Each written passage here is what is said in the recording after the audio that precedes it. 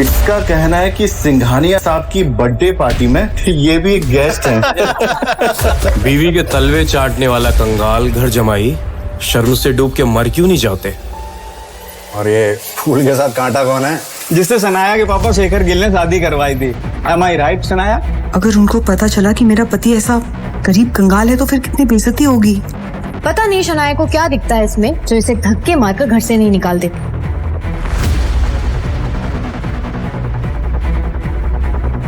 आप वहाँ किसी को भी मत बोलना कि आप मेरे पति हैं। आप बोलना कि आप मेरे घर के नौकर हैं। आप तो कुछ ज्यादा ही डरते हैं। हमारे साथ रहेंगे तो थोड़े ब्रेव हो जाएंगे। तो कितनी सैलरी है आपकी?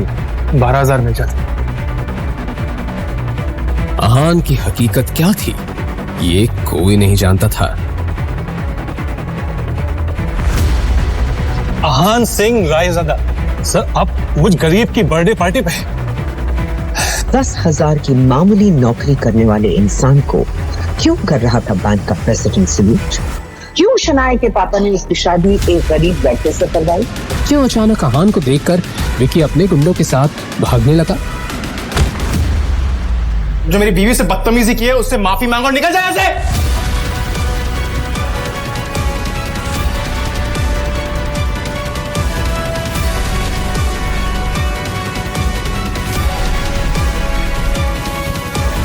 क्या सचमुच अहान एक सीक्रेट अमीर ज़्यादा है? अगर है तो फिर एक गरीब घर जमाई बनकर जिल्लत भरी जिंदगी क्यों जी रहा है? क्यों शनाया के पापा ने उसकी शादी अहान जैसे गरीब से करवा दी? जी मेरा नाम अहान है और मैं भी इस बर्थडे पार्टी में गेस्ट हूँ। सुनो दोस्तों, इस गरीब भिखारी को देखो। इसका कहना है कि सिंघानिया साहब की बर्थडे पार्टी में ये भी एक गेस्ट हैं।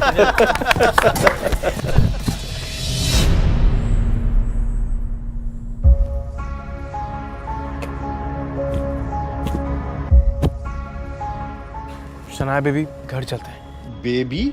शनाया, तुम इस भिखारी को जानती हो क्या? नहीं नहीं, कौन है ये भिखारी? मुझे नहीं पता। Who the hell are you? इतना सुनते ही अहान शॉक्ड हो जाता है। ये पहली बार नहीं था जब शनाया ने अहान की बेइज्जती की हो। शनाया चलो अब घर चलते हैं। ए भिखारी, चल भाग यहाँ से। सिक्योरिटी, इस कचरे को बाहर फेंको।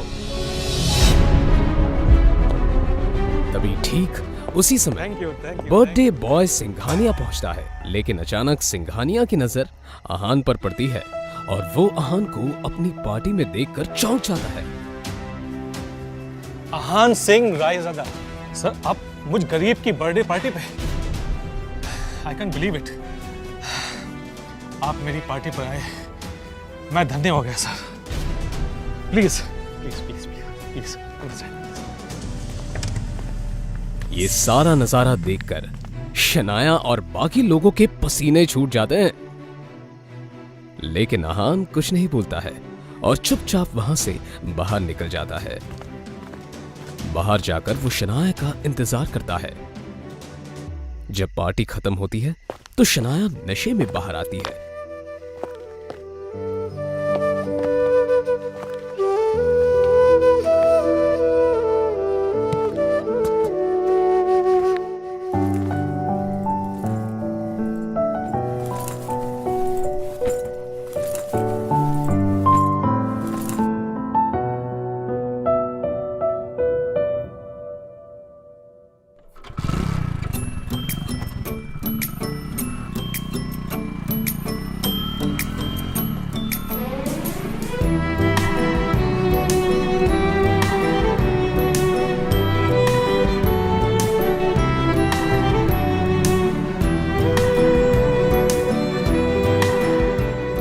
उसे लेकर अहान किसी तरह अपने ससुराल वाले घर पर पहुंचता है।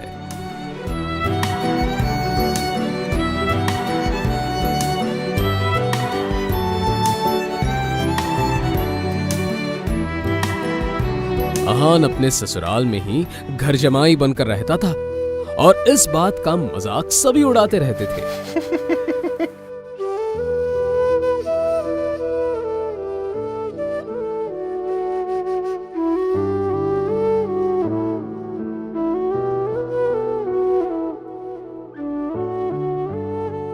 घर पहुंचते ही शनाया का कजिन शौर्य मिल जाता है।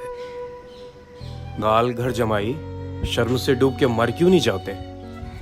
आहान कुछ नहीं बोलता है। तभी शनाए की कजिन सिस्टर आहान अपने ससुराल में रोज ऐसे ताने सुनता था। उसे तो ऐसी बातें सुनने की आदत हो गई थी। फिर भी आहान इन सब की गलतियों को माफ कर देता था, क्योंकि उसे शनाए से सच्चा प्यार था।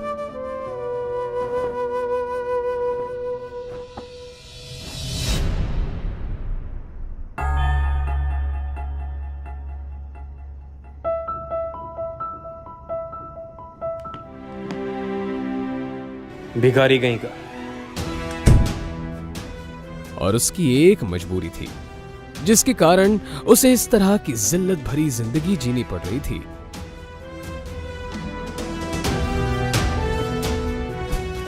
उड़ा लो मेरा मजाक, लेकिन जिस दिन तुम लोगों को मेरी हकीकत का पता चलेगा, उस दिन तुम्हारे होश उड़ जाएंगे।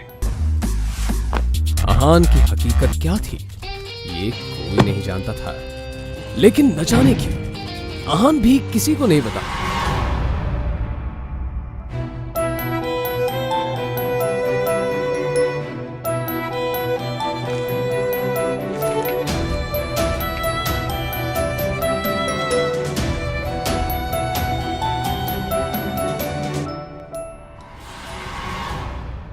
लेकिन उसकी बेइज्जती सिर्फ घर के लोग ही नहीं, बल्कि उसकी सासू मां भी करती थी।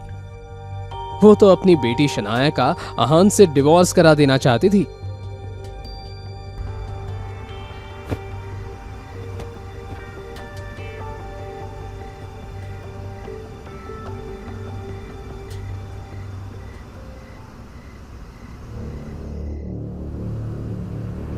आहान, अभी हम अंदर होटल रूम में किसी से मिलने जा रहे हैं। आप वहाँ किसी को भी मत बोलना कि आप मेरे पति हैं। आप बोलना कि आप मेरे घर के नौकर हैं, समझे? शनाया, आहान, आपको पता है ना अंदर जो लोग बैठे हैं वो कितने अमीर हैं। अगर उनको पता चला कि मेरा पति ऐसा गरीब कंगाल है तो फिर कितनी बेइज्जती होगी। आहान अपनी बीवी शनाया की बात सुनकर चुप हो जाता है। यह पहली बार नहीं था कि शनाया अपने गरीब पति आहान की बेइज्जती कर रही थी। इससे पहले आहान की बेइज्जती कई बार हो चुकी थी। शनाया और उसके घर वाले आहान को एक ही बदतर समझते थे, लेकिन आहान किसी की बातों का बुरा नहीं मानता था, क्योंकि उसे अपनी बीवी शनाया से बेइंतहा प्यार था। आज जब शनाया अपने बचपन की दोस्त रूपल के साथ कुछ बिगड़ैल रईस दोस्तों से मिलने होटल रूम जा रही थी, तो आहान को हिदायत दे रही थी। आहान, आखिरी वार्निंग दे रही हूँ, अंदर कोई तमाशा खड़ा मत करना। जी जैसा आप ठीक समझे। अंदर बिगड़ैल रईसजादे प्रेम मल्होत्रा, राज बेदी और पारस अग्रवाल बैठे थे। वैसे तो वो रूपल के दोस्त थे, लेकिन जैसे ही उन्होंने शनाया को देखा, उसकी खूबसूरती देखकर दंग रह गए।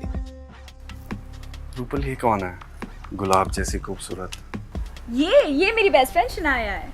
आहान के पुराने कपड़े देखकर नाक भून सिकुड़ते हुए पारस पूछता है, अरे फूल के साथ कांटा कौन है? लेकिन तभी आहान बोलता है, जी मेरा नाम आहान है। ओ हाँ, याद आया, शनाया गिले।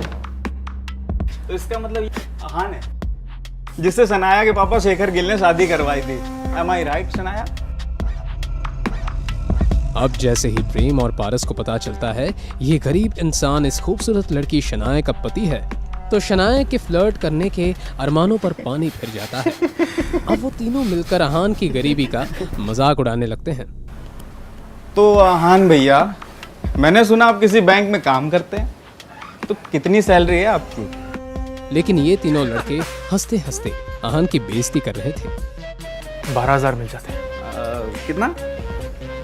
12,000। कभी कभी बोनस मिलता है तो 15,000 भी मिल जाते हैं। अच्छी सैलरी। मतलब मेरे ज्वेलरी के अकाउंटेंट से आधी है, पर आजकल के ज़माने में तो इतनी बहुत है। पारस भाई, अगर तुम्हारे स्टोर में किसी स्टाफ की ज़रूरत हो तो क्यों ना आहान भैया को कंसीडर करो। वो बहुत समझदार भी लगते हैं और तुम्हें शिकायत का मौका नहीं देंगे। हाँ, क्यों नहीं प्रेम भाई, 20-25 हज़ार की नौकरी तो मैं ऑफर कर ही सकता हूँ। अच्छा आयान भैया, आप चाहें तो कल से ज्वाइन कर सकते हैं। वो किसे जॉब ऑफर कर रहे थे आहान को? अगर वो चाहता तो उन तीनों को खरीदने की ताकत रखता था। अहान के अहान रायजादा होने का किसे पता था।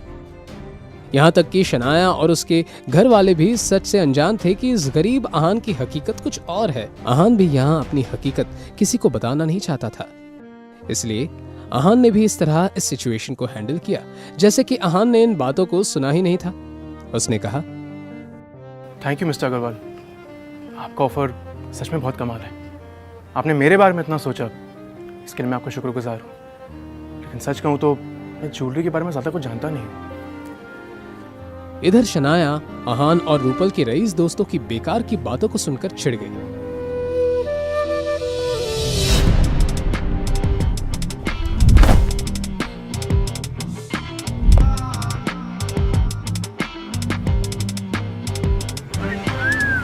उस आदमी से शराब की बहुत ज्यादा तेज बदबू आ रही थी।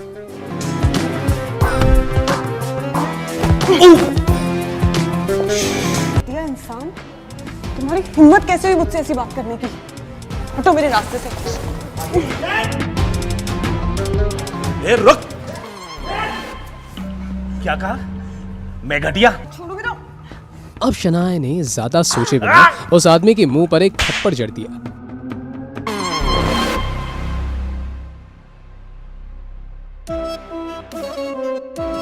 थप्पड़ का बदला कैसे लेते मैं तुझे बताता हूँ। शनाया ने बिना कुछ सोचे समझे घबराहट के मारे अपनी आंखें बंद कर दी, मगर वो बोतल शनाया तक नहीं पहुंची। शनाया ने देखा कि एक हाथ ने बियर की बोतल को पकड़ लिया था।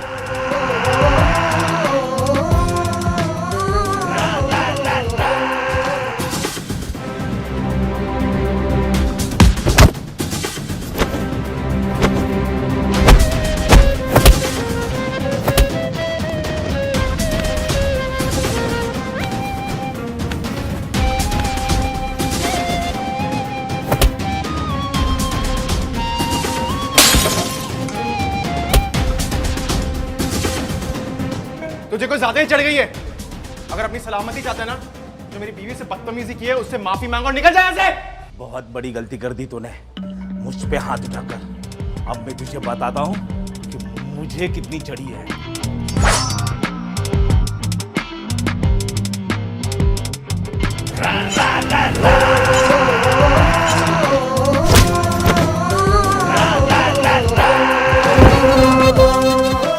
अहान के इस मोमेंट से शनाया हैरान थी। उस बेचारी को अपनी आंखों पर यकीन नहीं हो रहा था। प्रेम मल्होत्रा और राज बेदी वहां पर शोर सुनकर भागते हुए आए। ये मोटा सुअर शराबी मुझे अकेला पाके मेरा फायदा उठाने की कोशिश कर रहा था। अब प्रेम मल्होत्रा की आंखों में नाराजगी दिखने लगी। आज उसने शनाया पर अपना इंप्रेशन भी तो जमाना था, इसलिए उसने इस मैटर की पूरी जिम्मेदारी अपने हाथों में लेने का फैसला कर लिया। आफ्टर ऑल प्राइड होटल उसकी ही फैमिली का बिजनेस का हिस्सा था। तुम्हारी हिम्मत कैसे हुई शनाया के साथ ऐसा करने की? घटिया आदमी, तुम्हारी जान ले लूंगा।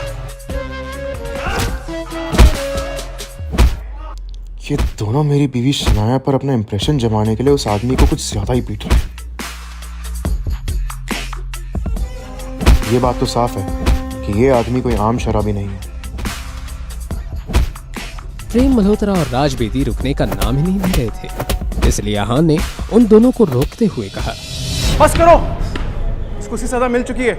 अगर ऐसी चलता ना तो ये मर जाएगा। अरे अहान भैया, आप किस बात से डर रहे हो?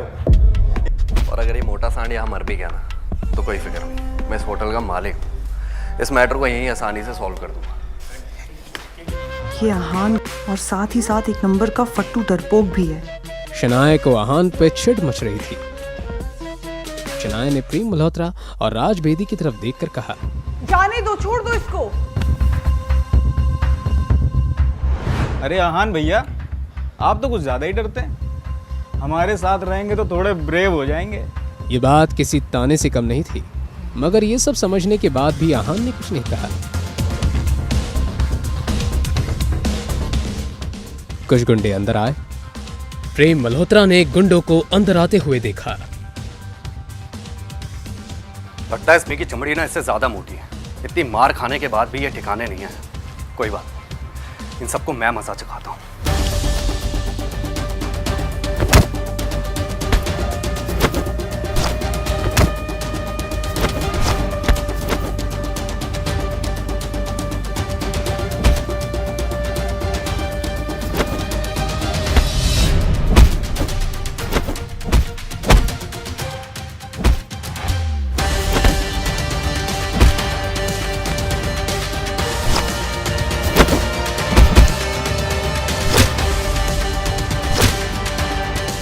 प्रेम मल्होत्रा कोई सीधा साधा फाइटर नहीं था, उसे कराटे में ब्लैक बेल्ट मिला था।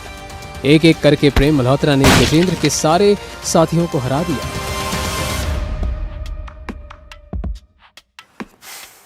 तुम सब गुंडे कहने के लायक नहीं।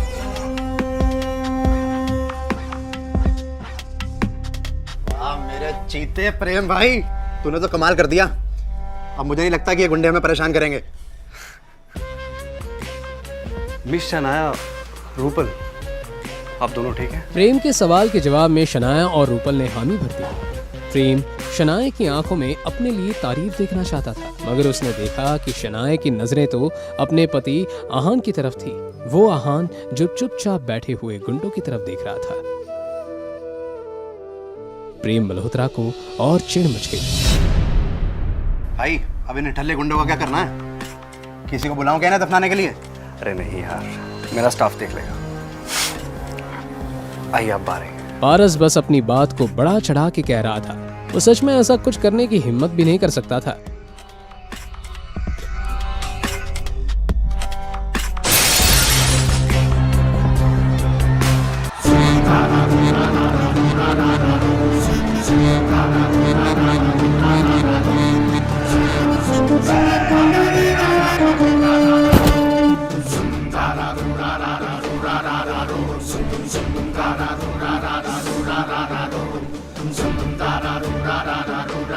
अच्छा, तो तुम लोग इतने बहादुर हो?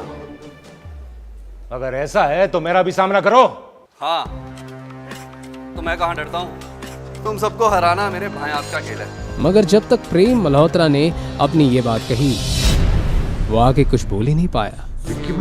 अपने सामने खड़े आदमी को देखते ही प्रेम मल्होत्रा की बोलती बंद हो गई, क्योंकि सामने जो आदमी खड़ा था वो ऐरा गहरा गुंडा नहीं था, विकी भाई था।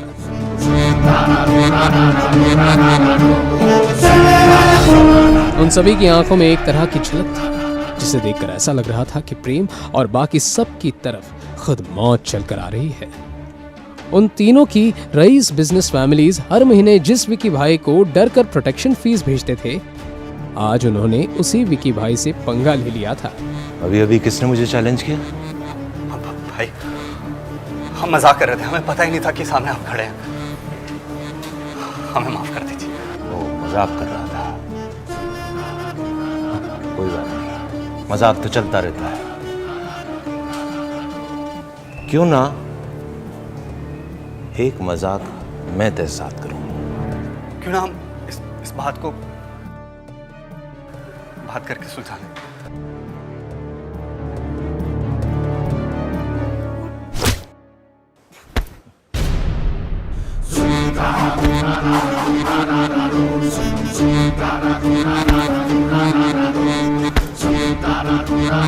कैसा लगा मेरा मजाक? और वो कराटे का ब्लैक बेल्ट फाइटर प्रेम जमीन पर लेटा अपना सीना पकड़कर जोर जोर से चिल्लाने लगा। पारस और राज को अपनी आंखों पर यकीन नहीं हो रहा था। अब उन दोनों ने अपने घुटने टेक दिए।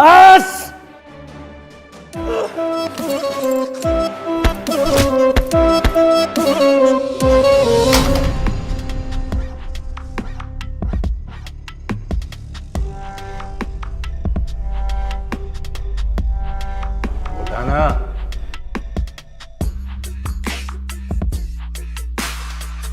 लेकर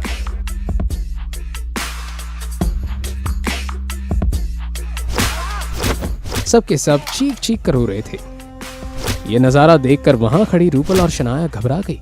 उन दोनों को कुछ समझ नहीं आ रहा था, मगर और शनाया अच्छे से जानती थी कि इन लड़कों की वजह से वो किसी बहुत ही बड़ी मुसीबत में फंस गए थे। विकी भाई को अपने सामने चल रहा ये तमाशा देखकर बहुत मजा आ रहा था। मैं जानता तो था कि वो मोटा आदमी कोई नॉर्मल शराबी नहीं था, लेकिन मैंने इस बात की उम्मीद बिल्कुल भी नहीं की थी कि उस मोटे आदमी के पीछे विक्की होगा। खैर, जब तक शनाया को कोई तंग नहीं करता, मैं इस सब में इंटरफेयर नहीं करता। विकी भाई ने बाकी तीनों की तरफ ध्यान नहीं दिया और बस उन तीनों के बिगड़ैले बेटों को तड़पते हुए देखने लगा। एक मिनट सुन बे, इसके हाथ पैर तोड़ दो और फिर भी इसकी जबान काबू में ना आए तो इसकी गर्दन तोड़ दो। और याद से इसके चौथे पर मेरी तरफ से इसके मेयर बाप को 2 करोड़ रुपए भिजवा देना।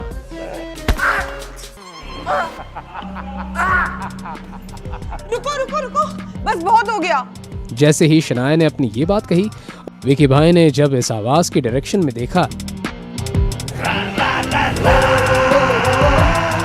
आहान रायज़ादा, तो उसकी आंखें खुली की खुली रह गई। उसे अपनी आंखों पर यकीन नहीं हो रहा था। निकलो यहाँ से। विकी भाई के ऐसे रिएक्शन से सब हैरत में थे। क्यों अचानक आहान को देखकर विकी अपने गुंडों के साथ भागने लगा? क्या विकी और आहान का पहले भी कहीं सामना हो चुका है?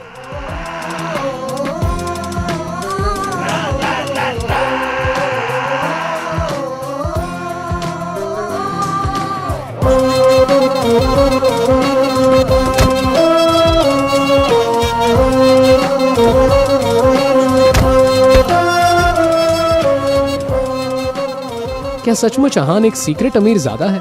अगर है तो फिर एक गरीब घर जमाई बनकर जिल्लत भरी जिंदगी क्यों जी रहा है?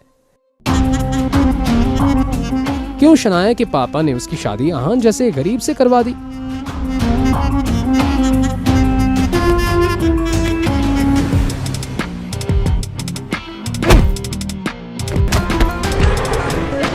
शनाया को अपनी आंखों पर यकीन ही नहीं हो रहा था। उसने आहान की तरफ देखकर उससे कहा, ये विकी भाई सच में पागल है क्या? उस ब्रीफकेस में 50 लाख रुपए कैश थी, जैसा कि विकी भाई ने थोड़ी देर पहले रेस्टोरेंट में कहा था। ये तो सच में अनएक्सपेक्टेड है। आहान, हम ये नहीं ले सकते। अगले ही पल शनाया ने वो ब्रीफकेस को बंद करने का मन बना लिया। जैसे ही उसने ब्रीफकेस को बंद करने के लिए अपना हाथ लगाया, शनाया की नजर एक नोट पर पड़ी और फिर उस नोट को उठाकर पढ़ने लगी। मिस शनाया, मैं जानता हूं आप ये पैसे लेने से मना कर देंगी, लेकिन ये पैसे शौर्य गिल ने आखिरी बार आपको किडनैप करने के लिए दिए थे। माफी के तौर पर ये आपको वापस भेज रहा हूं। उम्मीद है आप मुझे माफ कर देंगी। मैंने बहुत सोचकर ये फैसला लिया है। अब तो हम ये पैसे रख ही लेते हैं। आपका जो भी फैसला है, मैं आपके साथ हूं। हम आधे पैसे रख देंगे और बाकी के आधे, मतलब 25 लाख रुपए को दे देंगे। ओके? रात के डिनर के बाद सारा काम खत्म करके आहान अपने कमरे में चला गया कि आहान के कमरे के दरवाजे पर किसी के नॉक करने की आवाज आई। आहान ने अपना फोन रख दिया और कहा, आ जाइए। दरवाजा खुला तो बाहर से शनाया अंदर आ गई। शनाया, आप यहाँ? क्या हुआ है? क्या यहाँ आने के लिए मुझे किसी वजह की जरूरत है? मेरा वो मतलब नहीं था। आप जब चाहे यहाँ आ सकती हैं। आहान ने ऐसा कहा तो शनाया बेफिक्र होकर, आहान, वो विकी भाई ने जो पैसे दिए हैं उनका क्या करना है? हमारे पास 25 लाख रुपए हैं, क्या किया जाए? शनाया, अगर आप चाहें तो कुछ खरीद सकती हैं या कहीं इन्वेस्ट कर सकती हैं या फिर सेविंग भी कर सकती हैं। आपका जो भी डिसीजन होगा, मैं आपके साथ हूं। आहान, मैंने सोच लिया है कि मुझे उन 25 लाख रुपयों से क्या करना है। हाँ शनाया, आप जो भी चाहती हैं मैं आपको सपोर्ट करूंगा। कंफर्मेशन मिलने के बाद शनाया ने अपना फैसला सुनाते हुए कहा, तो फिर हम इन पैसों से तुम्हारे लिए एक कमाल की कार खरीदेंगे जो तुम्हें पसंद आए। शनाया की ये बात सुनकर आहान दंग रह गया। क्या? देखो आहान, अब ये डिसाइड हो गया है। तुमने कहा था कि तुम मना नहीं करोगे। शनाया ने इस बार अपना मन पक्का कर लिया था। वो आहान के लिए कार खरीदना चाहती थी, मगर आहान ने उससे कहा, शनाया, इस सब की क्या जरूरत है? मैं कार का क्या करूंगा?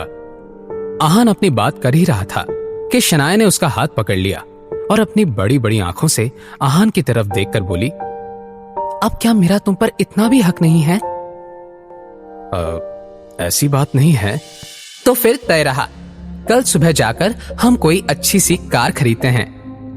अपनी बात कहने के बाद शनाया आहान के कमरे से चली गई। उसके जाने के बाद आहान बेड पर लेट गया। वो समझ नहीं पा रहा था कि वो कैसा महसूस कर रहा था। आज आहान का दिल एक बहुत ही नई सी लेकिन जानी पहचानी सी राहत को महसूस कर रहा था। इस बारे में सोचते हुए कब आहान सो गया उसे भी पता नहीं चला। अगली सुबह जैसे कि उन दोनों ने डिसाइड किया था, शनाया और आहान कार खरीदने के लिए शोरूम में चले गए। शनाया एक से एक कमाल की कार देख रही थी, मगर उसे आहान के लिए एक भी सही नहीं लग रही थी। शनाया ने सेल्स पर्सन से कहा, देखिए, मैं चाहती हूं कि आप मुझे कोई ऐसी कार सजेस्ट करें जो मेरे हस्बैंड की पर्सनैलिटी से मैच करती हो। शनाया की बात सुनकर उस सेल्स पर्सन का मुंह बन गया, लेकिन उसने हाँ में अपना सर हिला दिया ताकि शनाया नाराज ना हो जाए। अपने दूसरे कलीग के पास जाते हुए सेल्स पर्सन ने धीमी आवाज में कहा, इन मैडम का हस्बैंड एवरेज सा लड़का ही तो है, जरा देखो उसे कैसे चुपचाप खड़ा है। ये मैडम उस लड़के से जितने केयरिंग अंदाज में पेश आ रही है, ये बात तो वो डिजर्व ही नहीं करता। उस लड़के से ज्यादा हैंडसम तो मैं हूं। ये बात जो सेल्स पर्सन सुन रही थी वो एक लड़की थी। उसने अपने कलीग से कहा, क्या तुम अंधे हो गए हो? वो सर कुछ कम हैंडसम नहीं है। तुम उन्हें अपनी बेस्ट कार दिखाओ। नहीं, तुम रहने दो, मैं ही दिखाती हूं, तुमसे कुछ नहीं होगा। उस लड़की ने अपनी बात कही और आहान और शनाया को एक कार के पास ले गई। इस वक्त वो लोग एक नई लिमिटेड एडिशन कार को देख रहे थे।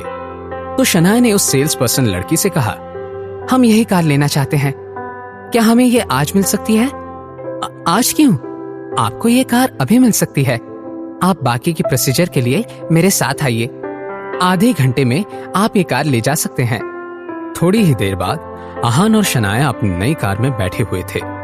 आहान को इस नई कार में एक अजीब सा कंफर्ट फील हो रहा था। तो चलें?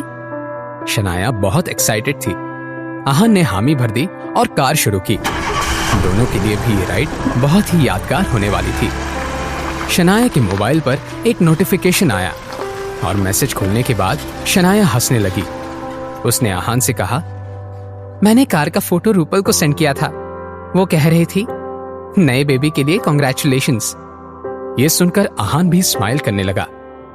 अचानक से शनाया ने आहान से सवाल करते हुए कहा, आहान, तुम्हें बेबी गर्ल चाहिए या बेबी बॉय? ये सुनकर आहान ने शनाया की तरफ देखा और एक स्माइल के साथ उससे कहा, अगर ये बेबी आपका है तो मुझे कोई फर्क नहीं पड़ता कि ये लड़की है या लड़का, मुझे पसंद है। आहान के इस जवाब को जानने के बाद शनाया के पेट में तितलियां उड़ने लगी। उसने फिर आहान से सवाल करते हुए कहा, तो फिर क्यों ना हम? शनाया ने कुछ सोचा और मन ही मन में बोली, क्या आहान जानता है कि वो कितने अच्छे से फ्लर्ट कर लेता है? ओह गॉड। शनाया ने अपना मन पक्का कर लिया। उसने फिर कार ड्राइव कर रहे आहान से सवाल करते हुए कहा, तो फिर क्यों ना हम दोनों? मगर इससे पहले कि शनाया अपनी बात पूरी कर पाती, एक जोर की आवाज आई। आहान ने तुरंत कार का ब्रेक लगा दिया।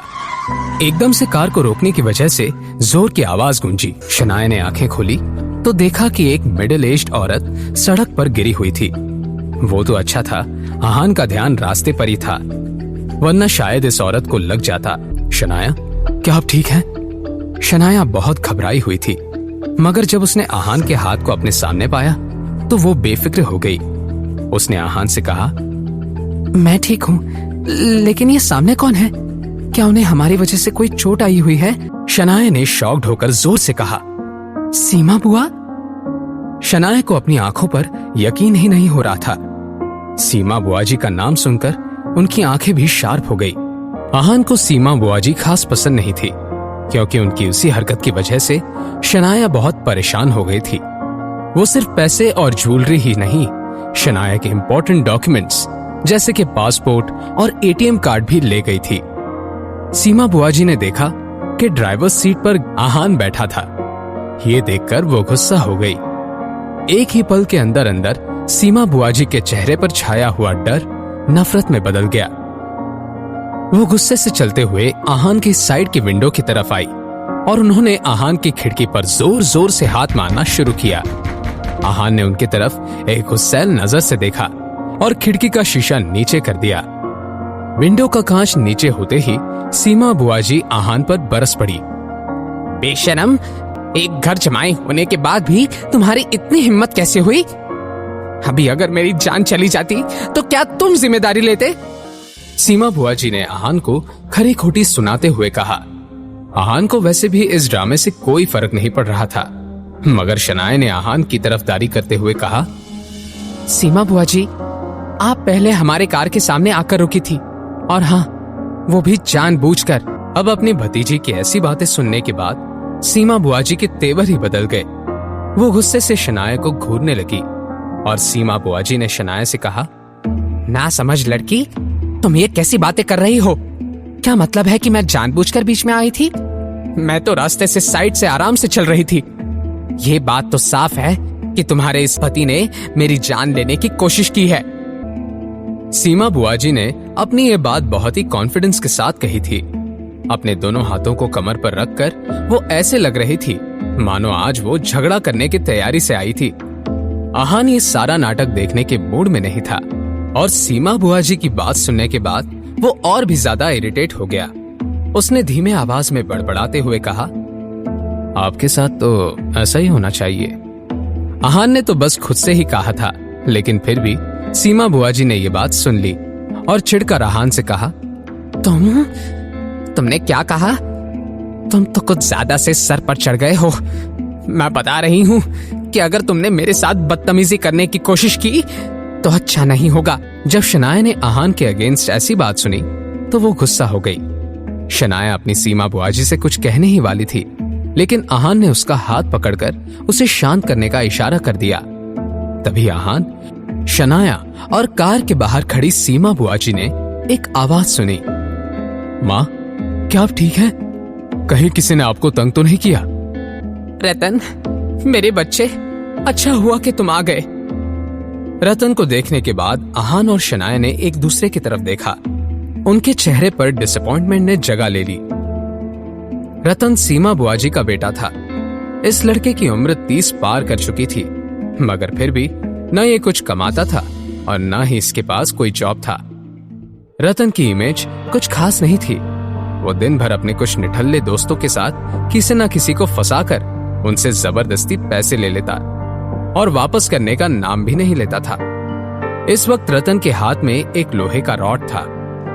अपने दूसरे हाथ पर उस रॉड को मारते हुए रतन ने आहान को घूर कर देखा और अपनी माँ से सवाल करते हुए कहा, क्या ये शेखर मामा जी और यामिनी मामी का घर जमाई है? हाँ रतन, पता है, तुम्हारे आने से पहले इस आहान के बच्चे ने तो कह रहा था कि मैंने ये सब जानबूझकर किया था। वो तो अच्छा हुआ कि तुम आ गए, वरना मुझे डर है कि ये लड़का तो आज मेरी जान ही ले लेता। तुम्हारे किस हाथ ने मेरे माँ को चोट पहुंचाने की कोशिश की है? आहान को रतन के इस खतरनाक अंदाज से कोई फर्क नहीं पड़ता था, लेकिन शनाया ने रतन को जवाब देते हुए कहा, रतन, आहान ने सीमा बुआ जी को कोई चोट नहीं पहुंचाई है और इसमें हमारी नहीं, सीमा बुआ जी की गलती है। इस पॉइंट पर शनाया को भी थोड़ा गुस्सा आ गया था, लेकिन रतन को शनाया के गुस्से से क्या डर लग सकता था।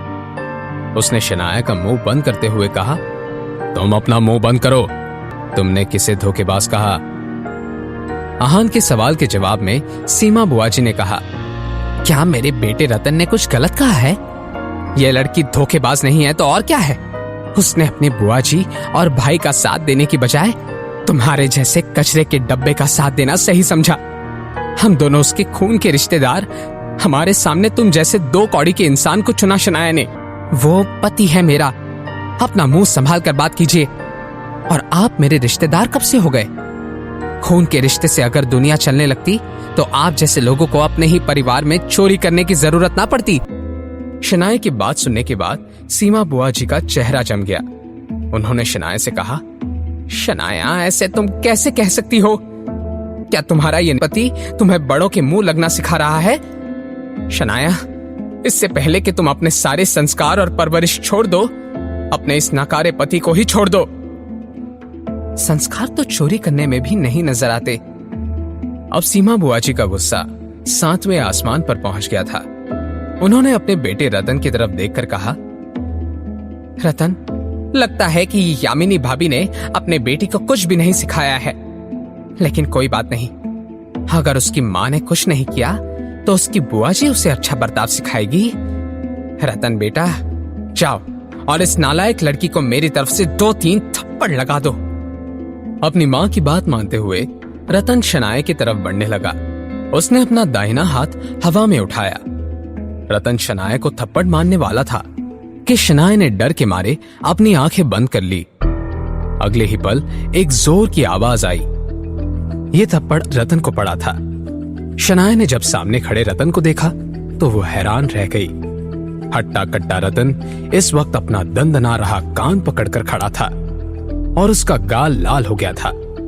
यह देखकर शनाया को अपने आंखों पर यकीन नहीं हो रहा था। सीमा बुआजी भागकर रतन के पास गई और उसे कंफर्ट करने लगी। सीमा बुआजी ने फिर आहान को घूर कर देखा और उससे कहा, आहान, तुमने मेरे बेटे को हाथ लगाने की हिम्मत कैसे की? मगर इससे पहले कि आहान या शनाया कुछ कह पाते, रतन ने अपने कान से हाथ हटाया और अपने दूसरे हाथ में पकड़े हुए रॉड को ऊपर उठा लिया। रतन की आंखें गुस्से से लाल हो गई थी। ये बड़े बड़े कदमों के साथ आहान की तरफ बढ़ गया। इतना जोर का वार होने के बावजूद भी आहान एक ही हाथ से उस लोहे के रॉड को पकड़ने में सक्षम हुआ। आहान ने थोड़ी सी ताकत का इस्तेमाल किया और रतन के हाथ से उस लोहे के रॉड को छीन लिया।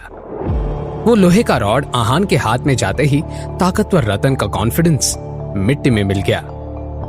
आहान को इस मौके की ही तलाश थी। आहान ने उसका हाथ मोड़कर हल्के से जोर से रतन को जमीन पर गिरा दिया। अब रतन पूरी तरह से आहान के कंट्रोल में था। शनाया खुद ऐसा महसूस कर रही थी जैसे किसी एक्शन फिल्म का फाइटिंग सीक्वेंस देख रही हो। दूसरी तरफ जमीन पर लेटे हुए रतन को ऐसा महसूस हो रहा था जैसे उसकी रीढ़ की हड्डियां एक एक करके अपने आप टूट रही थी। दूसरी तरफ सीमा बुआजी ने कुछ सोचा और अपने बेटे को आहान से बचाने के लिए शोर मचाने लगी। कोई बचाओ हमें, इस आहान से हमारी जान बचाओ। लोग सीमा बुआजी की आवाज सुनकर वहां जमा हो गए और उनके लिए बहुत बुरा भी महसूस करने लगे। उन लोगों को देखने के बाद सीमा बुआजी की ओर भी ज्यादा जोर आ गया। उन्होंने सभी लोगों से कहा, इस लड़के ने 2 साल पहले हमसे 50,000 रुपए लिए और वापस करने का कहकर रफू चक्कर हो गया।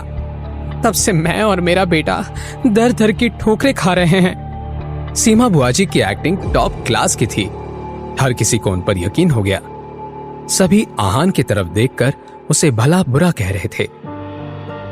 शनाया अब नर्वस हो गई और उसने कहा, देखिए, ये कुछ भी कहे जा रही है, ऐसा कुछ नहीं हुआ था।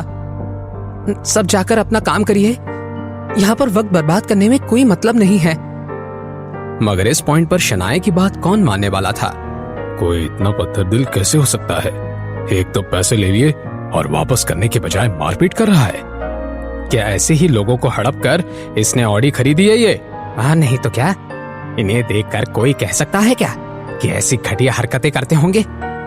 मेहनत से कमाने का छोड़कर ये लोग तो खुली चोरी कर रहे हैं। लोगों की ऐसी बातें सुनकर शनाया की आंखें नम हो गई। अपनी सफाई पेश करते हुए उसने सबसे कहा, ऐसा कुछ भी नहीं है, आप सब मेरी बात तो सुनिए। लेकिन शनाया की बात सुनने के लिए कोई भी तैयार नहीं था। हर कोई बस आहान और शनाया को कोस रहा था। तभी आहान ने सीमा बुआजी की आंखों में आंखें डालकर देखा और उनसे सवाल करते हुए कहा, तो आप कह रही हैं कि आपने 2 साल पहले मुझे 50,000 रुपए उधार दिए थे, तो फिर क्या आपके पास कोई लिखी हुई पर्ची या बैंक ट्रांजैक्शन का रिकॉर्ड है जिस पर हम दोनों के साइंस या फिर ऐसा कुछ हो जो साबित कर सके कि आपने मुझे पैसे उधार दिए थे? आहान ने बहुत ही शांत अंदाज में अपना सवाल किया था, मगर इस सवाल को सुनकर सीमा बुआजी के चेहरे का रंग उड़ गया। उन्होंने फिर अपना दिमाग तेजी से भगाया और बहाना बनाते हुए कहा, क्यों नहीं होगा? मेरे पास सबूत है, लेकिन मैं नहीं जानती थी कि तुम मुझे बीच सड़क में मिल जाओगे। इतने जरूरी कागजात मैं लेकर नहीं घूमती। ये बहुत ही अच्छा बचाव था, मगर आहान के अगले सवाल के बाद सीमा बुआजी दंग रह गई। आहान ने उनसे सवाल करते हुए कहा, ठीक है, कोई बात नहीं। अभी अभी आपने कहा कि मैं आपको और आपके बेटे को मारना चाहता हूं, क्या कोई सबूत है? आहान ये सारे सवाल करके क्या साबित करना चाहता था? शनाया खुद भी कंफ्यूज हो गई, लेकिन सीमा बुआजी आखिर तक इस खेल को खत्म नहीं करना चाहती थी, इसलिए उन्होंने हामी भरते हुए कहा, हाँ, मैंने सच कहा है। मेरा बेटा जमीन पर लेटा दर्द के मारे रो रहा है और कुछ लोगों ने देखा ही होगा कि मेरे रास्ते में होने के बावजूद तुमने अपनी कार नहीं रोकी, उल्टा मेरी जान लेने के इरादे से तेजी से आगे बढ़ गए। हाँ हाँ, ऐसा ही हुआ था, मैंने देखा था। मैंने भी देखा। कोई ऐसा करने के बाद मुकर कैसे सकता है? मेरा तो कहना है कि हमें पुलिस को बुला ही लेना चाहिए, ताकि ऐसे जानवरों जैसे लोगों को उनके गुनाहों की सजा मिल सके। ये सुनकर एक बार फिर से भीड़ में हल्ला मचने लगा। शनाया फिर से पैनिक करने लगी। पुलिस का नाम सुनकर शनाया घबरा गई थी। भले ही उसने और आहान ने कुछ भी गलत नहीं किया था, लेकिन यहाँ हर कोई सीमा बुआ जी के सपोर्ट में ही बात कर रहा था, इसलिए शनाया डरने लगी थी। तभी आहान ने जोर से कहा, हाँ प्लीज कोई पुलिस को कॉल कर ही दो, मुझे भी एफआईआर लिखवानी है। आहान की कही ये बात सुनकर भीड़ में खड़े सभी लोग दंग रह गए। ये लड़का क्या कह रहा है? कहीं अपने पैसे के जोर पर इस बेचारी औरत को जेल की हवा खाने को तो नहीं भेजेगा? आजकल के जमाने में तो पैसे के दम पर कुछ भी किया जा सकता है। लोगों में इंसानियत नाम की कोई चीज ही नहीं रही। उस औरत की वो बात सुनने के बाद सीमा बुआ जी का चेहरा देखकर सबको तरस आने लगा। सीमा बुआ जी तो खुद हैरान थी। कुछ न कुछ गड़बड़ तो जरूर है, वरना ये लड़का इतना बेवकूफ नहीं लगता कि कुछ सोचे समझे बिना ही हवा में तीर चलाए। भीड़ में तरह तरह के अंदाज लगाना अभी भी खत्म नहीं हुआ था। सुनो लड़के, अब बात साफ साफ कहो, ये चोरी करके सीना जोरी करना सही नहीं है। तुम भी एफआईआर लिखवाना चाहते हो, इसका क्या मतलब है? मैं अपनी बात एक ही बार कहूंगा। ये मैडम जो इस बात का दावा कर रही हैं कि मैंने इन्हें मारने की कोशिश की है, झूठ कह रही हैं। और ये बात साबित करने के लिए मेरे पास सबूत है।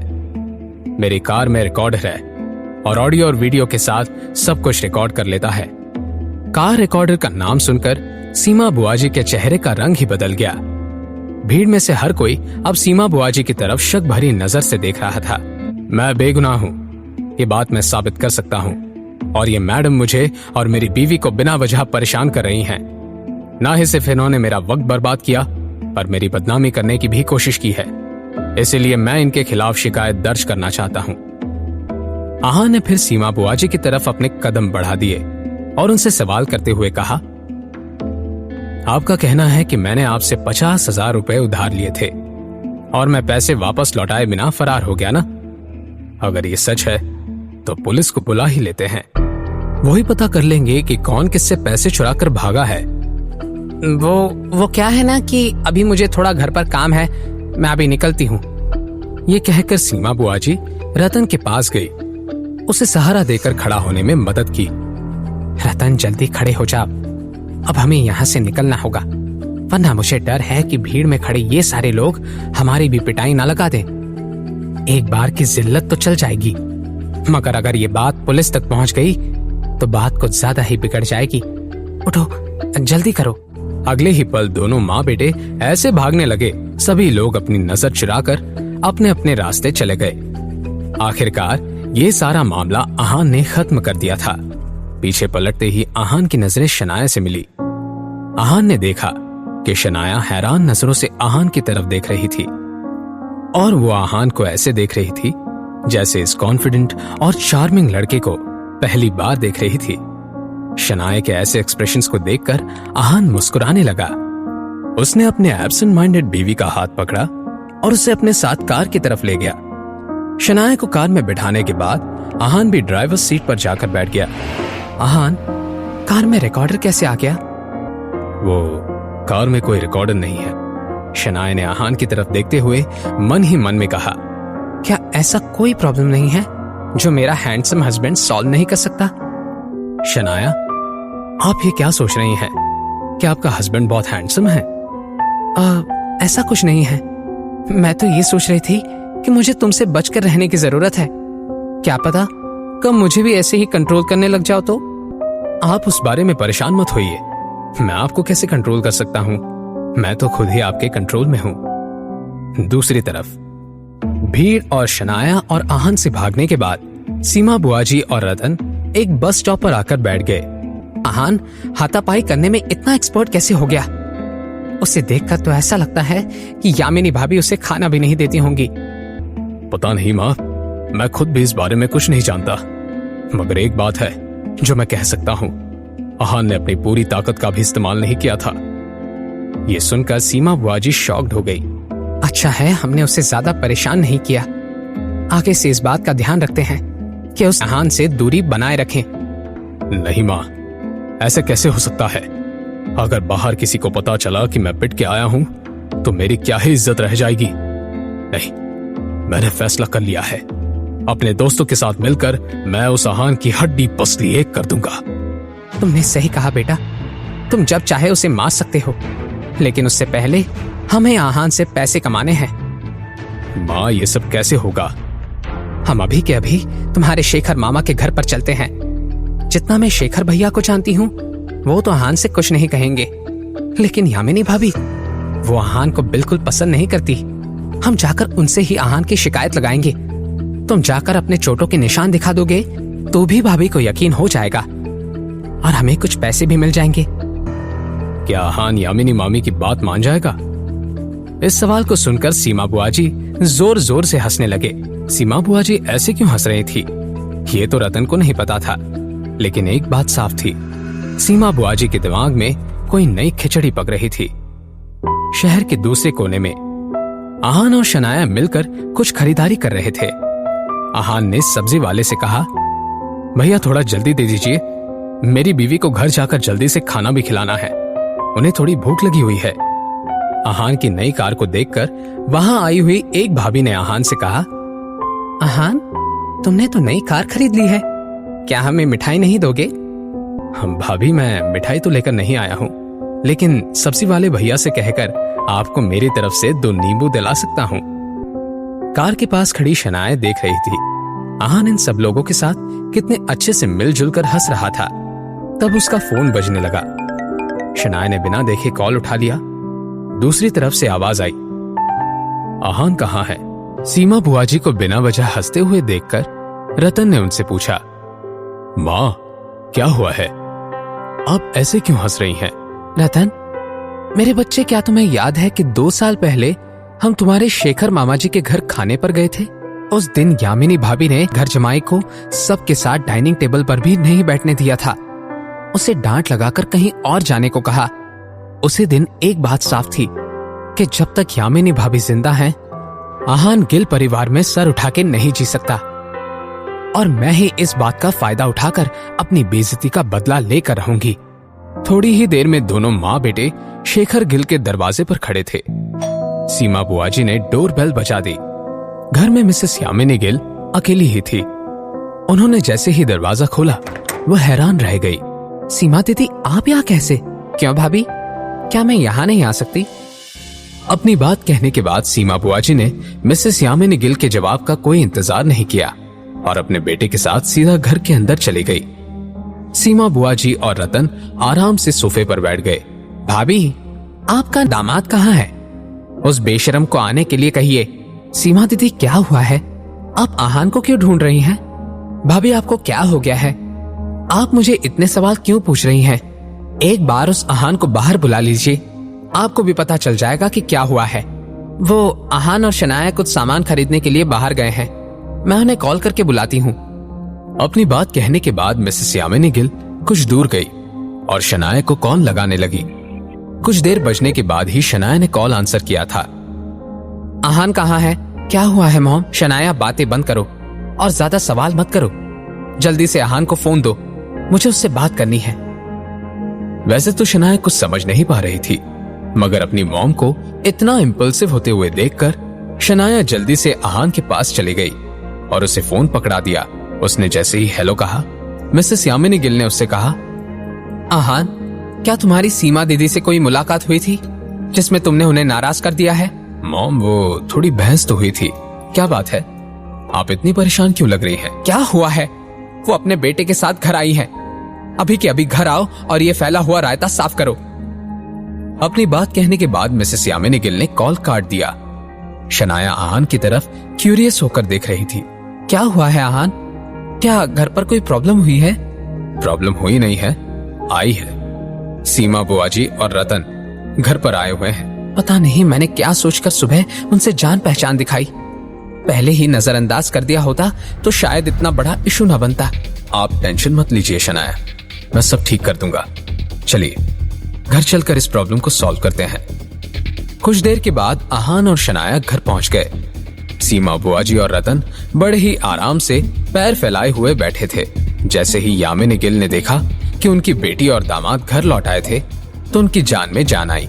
अब बताइए सीमा दीदी, अहान ने आपको कैसे परेशान किया है? मॉम, आपको सीमा बुआजी की किसी भी बात पर यकीन करने की कोई जरूरत नहीं है। ये बहुत बड़ी झूठी है। एक तो शुरुआत इन्होंने ही की थी। सीमा बुआजी खुद हमारी कार के सामने आई थी, गलती इन्हीं की थी। और बजाय इसके कि सीमा बुआजी अपनी गलती मानती, इन्होंने सड़क के बीचों बीच तमाशा शुरू कर दिया। बेवकूफ लड़की, ये तुम क्या कह रही हो? क्या मैं जानबूझकर अपनी ही जान को खतरे में डाल सकती हूँ क्या? मुझे थोड़ा चक्कर आ गया था, इसलिए मैं गिर गई। आहान, इसने जानबूझकर मुझ पर अपनी कार चढ़ाने की कोशिश की। क्या? आहान ने आप पर कार चढ़ाने की कोशिश की? मिसेस यामिनी गिल को यह मामला बिल्कुल भी समझ नहीं आ रहा था। उन्होंने आहान और सीमा बुआजी की तरफ बारी बारी से देखते हुए मन में कहा, सीमा दीदी ये क्या कह रही हैं? आहान के पास कौन सी कार है? वो तो अपनी फटीचर सी सस्ती बाइक चलाता है। और आहान इतना बेवकूफ नहीं है कि किसी की जान लेने की कोशिश करेगा। हे भगवान, मेरी तो समझ में नहीं आ रहा है ये क्या हो रहा है। और नहीं तो क्या भाभी, क्या आपको लगता है कि मैं झूठ बोल रही हूँ? लगता है कि आपका ये निकम्मा घर जमाई बहुत कमाने लगा है। नहीं नहीं, वो कैसे पैसे कमा सकता है? शायद भाभी आपने ही ज्यादा पैसे दे रखे हैं। अब मिसेस यामिनी गिल को भी गुस्सा आना शुरू हो गया। अब शनाया नर्वस होने लगी। शनाया ने आहान की तरफ देखकर मन ही मन में कहा, मैं जानती थी कि अगर मॉम को कार का पता चलता तो वो बहुत गुस्सा हो जाती और मुझे आहान के लिए कार नहीं खरीदने देती। इसी वजह से मैं कार वाली बात कुछ दिन तक मेरे और आहान में ही रखना चाहती थी। पता नहीं अब जब मॉम को पता चल गया है तो वो कैसे रिएक्ट करेंगी। अब मिसेस यामिनी गिल को गुस्सा आ गया। वो सीधे जाकर आहान के सामने खड़ी हो गई। आहान, ये सब क्या चल रहा है? तुम्हारे पास 25 लाख रुपयों की कार कहां से आई? जैसे ही मिसेस यामिनी गिल ने आहान से ये सवाल किया, शनाया ने भागकर अपनी मॉम को अप्रोच किया। मॉम, मैंने शनाया से कहा कि मेरे लिए खरीद दे। मॉम, मैंने वो कार आहान के लिए खरीदी है। मिसेस यामिनी गिल ने अपनी बेटी और अपने दामाद की तरफ देखते हुए मन ही मन में कहा, इन दोनों में से सच कौन कह रहा है और कौन झूठ? मेरी तो कुछ समझ नहीं आ रहा है।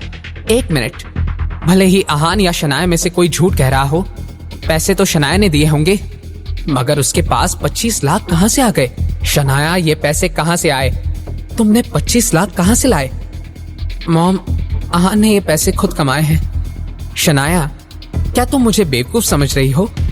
आहान एक नॉर्मल सी बैंक में काम करता है और महीने के उसे 10 से 15 हजार मिलते हैं। शनाया, सच सच बताओ, क्या तुमने स्प्रिंग कॉर्पोरेशन वाले प्रोजेक्ट से कुछ पैसे निकालकर ये कार खरीदी है? नहीं मॉम, ऐसा कुछ नहीं है। शनाया ने अपनी मॉम की नजरों को देखकर ये बात पहचान ली थी कि वो जरूर आहान के बारे में कुछ गलत सोच रही थी। मॉम, ये पैसे मुझे विकी भाई ने दिए थे। क्या मतलब जो मैंने बात फैमिली ग्रुप पर पढ़ी वो सच थी? क्या सच में उस विकी भाई ने तुम्हें और रूपल को 50 लाख रुपए दिए हैं? शनाया ने जवाब में बिना कुछ कहे बस हाँ में अपना सर हिला दिया। बेवकूफ लड़की, क्या तुम ये नहीं जानती कि हमें फिलहाल पैसों की कितनी जरूरत है? तुम्हारे पापा हॉस्पिटल में हैं और तुम 25 लाख की एक कार खरीद रही हो, वो भी इस निकम्मे आहान के लिए। क्या उसके जैसा कंगाल आदमी इतनी महंगी कार चलाने के लायक है? और तुम आहान, क्या तुम्हें समझ में नहीं आता कि हम किन हालात से गुजर रहे हैं? अमीरों के घर में शादी हो जाने से कोई खुद अमीर नहीं हो जाता। मैं तुम्हें एक बात अच्छे से बता दूं, अपनी इन घटिया हरकतों से कभी बाज आ जाओ, वरना तुम्हारे जैसे नमक और निकम्मे दामाद को मैं घर से निकालने से पहले एक बार भी नहीं सोचूंगी। मॉम, ऐसा नहीं है। मैंने अपने मन से आहान के लिए वो कार खरीदी है। इस सब में उसका कोई लेना देना नहीं है। चुप करो शनाया, क्या तुम समझ रही हो कि किससे बात कर रही हो? और तुम आहान, मैं नहीं जानती कि तुम क्या करोगे, लेकिन कल के कल वो 25 लाख की कार वापस करके आओ। मुझे मेरे हाथों में पूरे पैसे चाहिए, और अगर ऐसा नहीं हुआ तो मुझे तुम्हें बुरी सजा देनी पड़ेगी। अपनी बात को पूरा करने तक मिसेस यामिनी गिल की आंखें गुस्से से लाल हो गई थी। सीमा बुआजी ने बीच में बोला, यामिनी भाभी, ये तो आपका आपस का मामला है, अभी तक असल मामला खत्म नहीं हुआ है। आहान को 25 लाख मुझे देने चाहिए। हमारे फैमिली मैटर से आपका क्या लेना देना है सीमा दीदी? आप अपने काम से काम रखिए। भाभी, आप ये क्या कह रही हैं? क्या आपने मेरी बात को सही से नहीं सुना? आपके निकम्मे दामाद ने मेरी जान लेने की कोशिश की है और वो बेशरम इतने पर ही नहीं रुका, उसने मेरे बेटे रतन को भी बहुत मारा। रतन बेटा, अपनी यामिनी मामी को दिखा दो, उनके दामाद ने तुम्हें कितना मारा। रतन भी तुरंत खड़ा हो गया और उसने अपना टी शर्ट निकाला। उसकी पूरे बदन पर जगह जगह चोट के निशान थे। अब ऐसा भी नहीं था कि वो सारी चोट रतन को आहान की वजह से लगी थी। दोनों माँ बेटे इस मौके का पूरा फायदा उठाना चाहते थे। भाभी, आप ये क्या कह रही हैं? ऐसे मामलों में मुझे मजाक करने की क्या जरूरत है? आपके दामाद ने मेरे बेटे की पिटाई की है और यही सच है। रास्ते पर कई लोगों ने ये देखा था। क्या आप ये कह रही हैं कि मैं झूठी हूँ? मॉम, ये मैंने किया है। अपने दामाद की ये बात सुनकर मिसेस यामिनी गिल हैरान रह गई। आहान की हामी को जानकर सीमा बुआजी की जान में जान आ गई। सुना यामिनी भाभी, और मुझे झूठ कहने की कोई आदत नहीं है। अब इस नालायक आहान ने अपनी गलती मान ली है, तो फिर मुझे 25 लाख दे दीजिए और इस मामले को रफा दफा कर दीजिए। मॉम, रतन ने शुरुआत की थी। वो मुझे थप्पड़ मारने आ रहा था। आहान ने सब मुझे बचाने के लिए किया है। शनाया को सीमा बुआजी पर गुस्सा आ रहा था, लेकिन मिसेस यामिनी गिल ने शनाया को और सीमा बुआजी को नजरअंदाज कर दिया। तुम्हें हाथ उठाने की क्या जरूरत थी आहान? मॉम, आप मुझे बहुत डिसअपॉइंट कर रही हैं। तुम चुप हो जाओ शनाया, मेरा सर दर्द और मत बढ़ाओ। तुम्हारे पापा यहाँ नहीं हैं, तो इस वजह से हमारे घर में वैसा ही होगा जैसा मैं कहूंगी। आहान, अपनी सीमा बुआजी और रतन भैया से माफी मांगो। यामिनी भाभी, क्या आपको लग रहा है कि मैं और मेरा बेटा एक माफी से चुप हो जाएंगे? आसान सी बात है। मैं इस आहान से कह देती हूँ, पहली बात कि ये आहान अपने घुटनों पर बैठकर मुझसे और मेरे बेटे से माफी मांगे। उसने रतन के साथ जो कुछ भी किया है, उसके बदले में मेरा बेटा आहान को कसकर 2-4 थप्पड़ लगाएगा। क्या आपकी दूसरी मांग क्या है? आहान की बात सुनकर सीमा बुआजी आंखों में लालच टपकाते हुए बोल पड़ी। और क्या, हवा में उड़ते हुए तुमने मुझे और मेरे प्यारे बेटे को चोट पहुंचाई है। उसके बदले में मैं ज्यादा नहीं, 25 लाख रुपए तो लेकर ही रहूंगी। आहान को यह पूरी की पूरी सिचुएशन किसी कॉमेडी शो की तरह लग रही थी, लेकिन जैसे ही मिसेस यामिनी गिल ने अपनी ननंद की ऐसी मांग सुनी, उनका मुंह बन गया। क्या आप क्या कह रही हैं सीमा दीदी? नामुमकिन, बिल्कुल भी नहीं। 25 लाख रुपए तो बहुत दूर की बात है। मैं आपको ज्यादा से ज्यादा 50,000 रुपए दे सकती हूँ। क्या इन लोगों ने मुझे भिखारी समझ रखा है? अगर मैंने यहाँ आने के बाद वो विकी भाई के बारे में हुई बात न सुनी होती, तो शायद मैं 50,000 में भी मान जाती। लेकिन अब मैं जान चुकी हूँ कि इन लोगों के पास बहुत पैसा है, और ये जानने के बाद अगर मैं यहाँ से खाली हाथ वापस लौटी तो मुझे अपने आप पर ही शर्म आएगी। ये सब सोचने के बाद सीमा बुआजी ने गुस्से दिखाते हुए अपने भाभी से कहा, भाभी, क्या आप मुझे भिखारी समझकर मुझसे पीछा छुड़ाने की कोशिश कर रही हैं? सीमा दीदी, देखिए, आपका जो भी नुकसान हुआ उससे बिल्कुल पैसा ठीक नहीं कर सकता। और वैसे भी आपको और आपके बेटे को आहान ने जो भी तकलीफ पहुंचाई है, उसने ही मारपीट की है, तो आपको अपना हिसाब आहान से बराबर करना चाहिए। और मुझे इस सबसे कोई प्रॉब्लम नहीं है। आहान के प्रॉब्लम्स का गिल फैमिली से कोई लेना देना नहीं है। भाभी, क्या आहान आपका दामाद नहीं है? मैं एक आखिरी बार आपसे पूछ रही हूँ कि आप मुझे 25 लाख रुपए दे रही हैं या नहीं?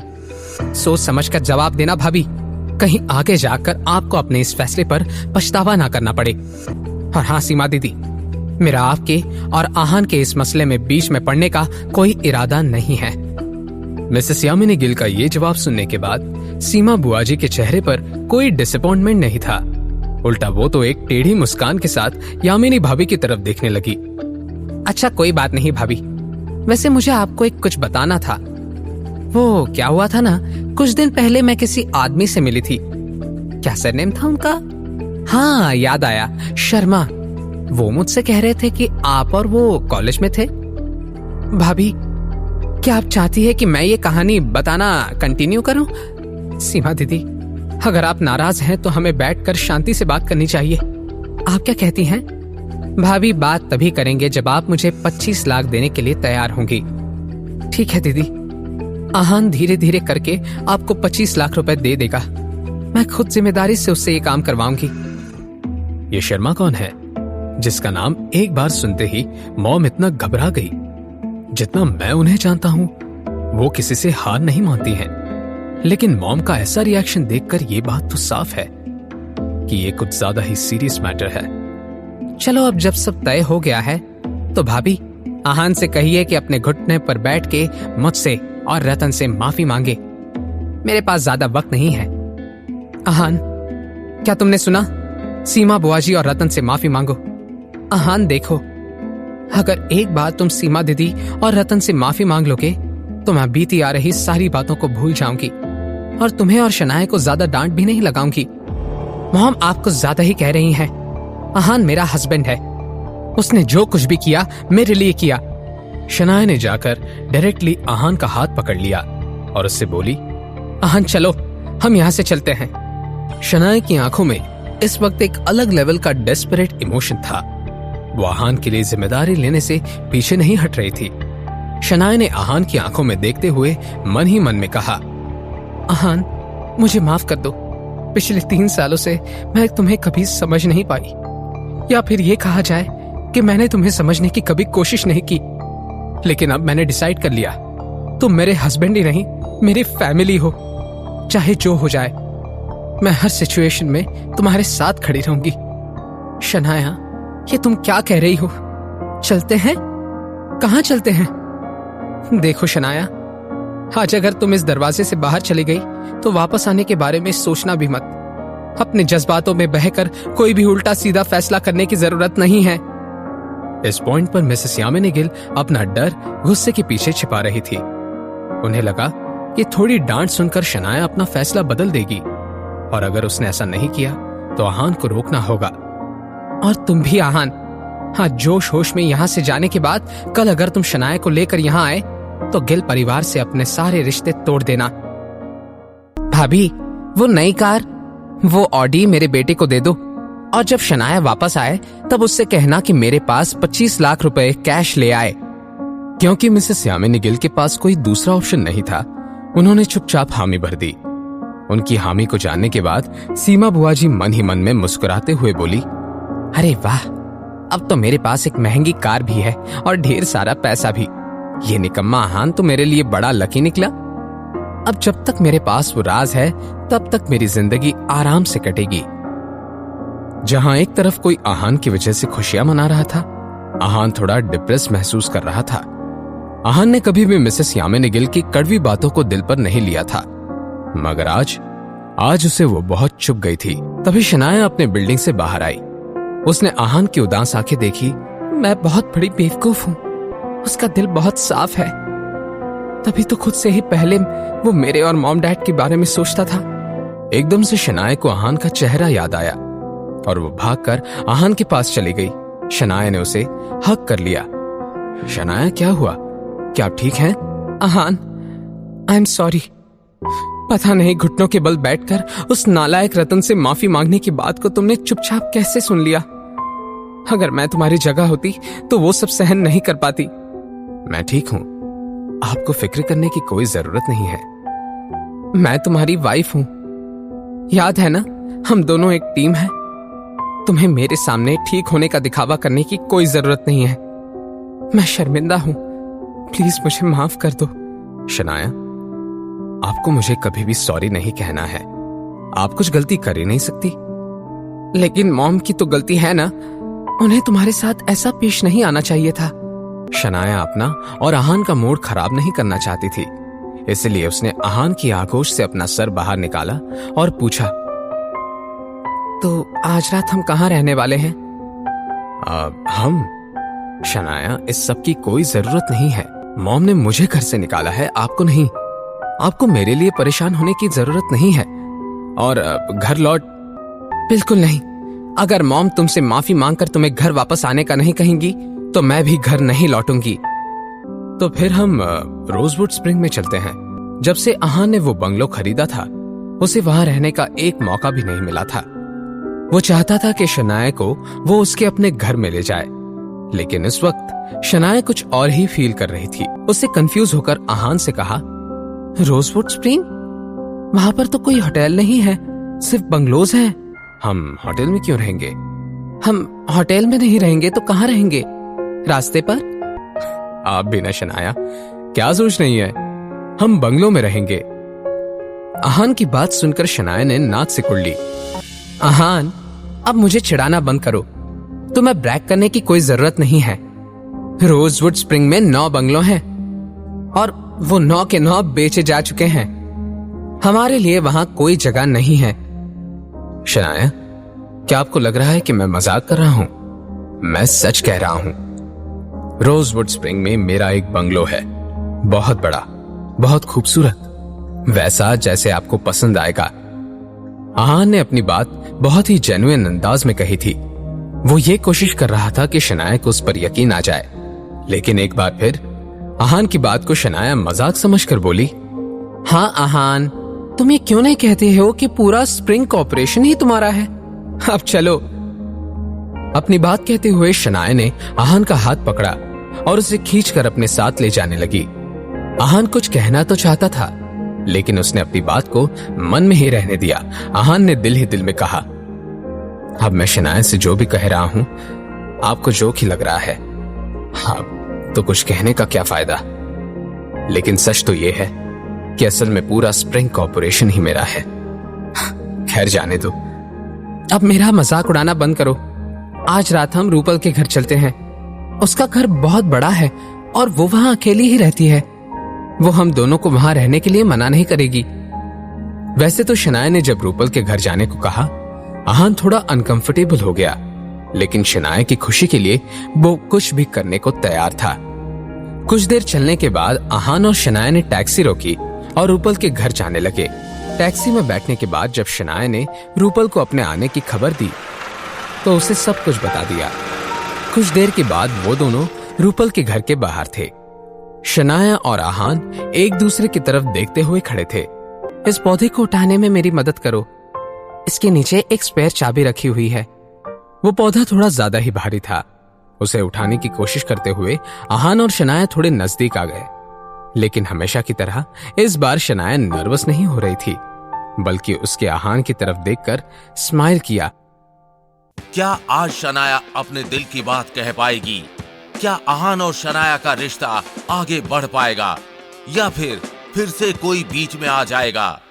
रूपल के घर में आहान के अगले कुछ दिन कैसे बीतने वाले थे, जानने के लिए देखिए अगला एपिसोड सिर्फ पॉकेट एफएम के यूट्यूब चैनल पर। और सीक्रेट अमीरजादा के सारे एपिसोड्स को सुनने के लिए डिस्क्रिप्शन में दी हुई लिंक से डाउनलोड कीजिए पॉकेट एफएम।